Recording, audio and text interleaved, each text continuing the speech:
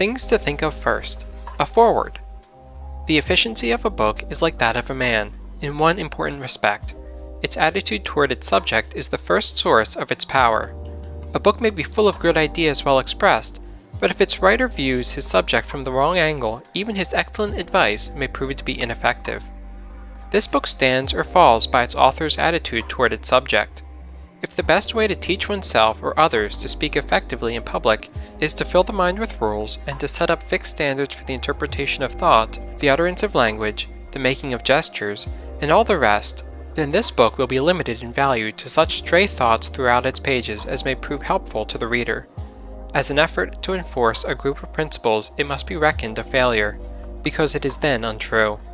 It is of some importance, therefore, to those who take up this volume with open mind that they should see clearly at the outstart what is the thought that at once underlies and is builded through this structure. In plain words, it is this.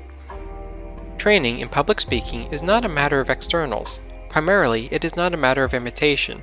Fundamentally, it is not a matter of conformity to standards, at all. Public speaking is public utterance, public issuance of the man himself. Therefore, the first thing both in time and in importance is that the man should be and think and feel things that are worthy of being given forth. Unless there be something of value within, no tricks of training can ever make of the talker anything more than a machine, albeit a highly perfected machine, for the delivery of other men's goods. So self-development is fundamental in our plan. The second principle lies close to the first. The man must enthrone his will to rule over his thought, his feelings, and all his physical powers, so that the outer self may give perfect, unhampered expression to the inner.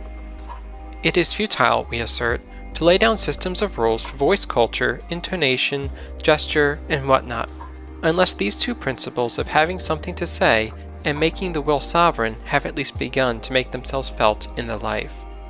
The third principle, we surmise, arouse no dispute. No one can learn how to speak who does not first speak as best he can. That may seem like a vicious circle in statement, but it will bear examination. Many teachers have begun with the how. Vain effort. It is an ancient truism that we learn to do by doing. The first thing for the beginner in public speaking is to speak, not to study voice and gesture and the rest. Once he has spoken, he can improve himself by self-observation or according to the criticisms of those who hear. But how shall he be able to criticize himself? Simply by finding out three things. What are the qualities which by common consent go to make up an effective speaker? By what means at least some of these qualities may be acquired? And what wrong habits of speech in himself work against his acquiring and using the qualities which he finds to be good? Experience, then, is not only the best teacher, but the first and the last. But experience must be a dual thing. The experience of others must be used to supplement, correct, and justify our own experience. In this way we shall become our own best critics, only after we have trained ourselves in self-knowledge.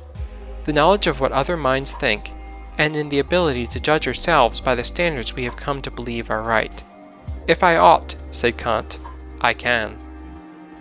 An examination of the contents of this volume will show how consistently these articles of faith have been declared, expounded, and illustrated. The student is urged to begin to speak at once of what he knows. Then he is given simple suggestions for self-control, with gradually increasing emphasis upon the power of the inner man over the outer. Next, the way to the rich storehouses of material is pointed out, and finally, all the while he is urged to speak. Speak as he is applying to his own methods in his own personal way, the principles he has gathered from his own experience and observation and the recorded experiences of others. So now at the very first, let it be as clear as light that methods are secondary matters, that the full mind, the warm heart, the dominant will are primary, and not only primary, but paramount, for unless it be a full being that uses the methods, it will be like dressing a wooden image in the clothes of a man.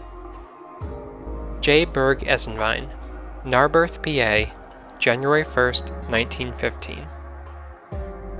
The Art of Public Speaking. Sense never fails to give them that have it, words enough to make them understood. It too often happens in some conversations, as in apothecary shops, that those pots that are empty or have things of small value in them are as gaudily dressed as those that are full of precious drugs. They that soar too high often fall hard, making a low and level dwelling preferable. The tallest trees are most in the power of the winds, and ambitious men are of the blasts of fortune. Buildings have need of a good foundation, that lies so much exposed to the weather.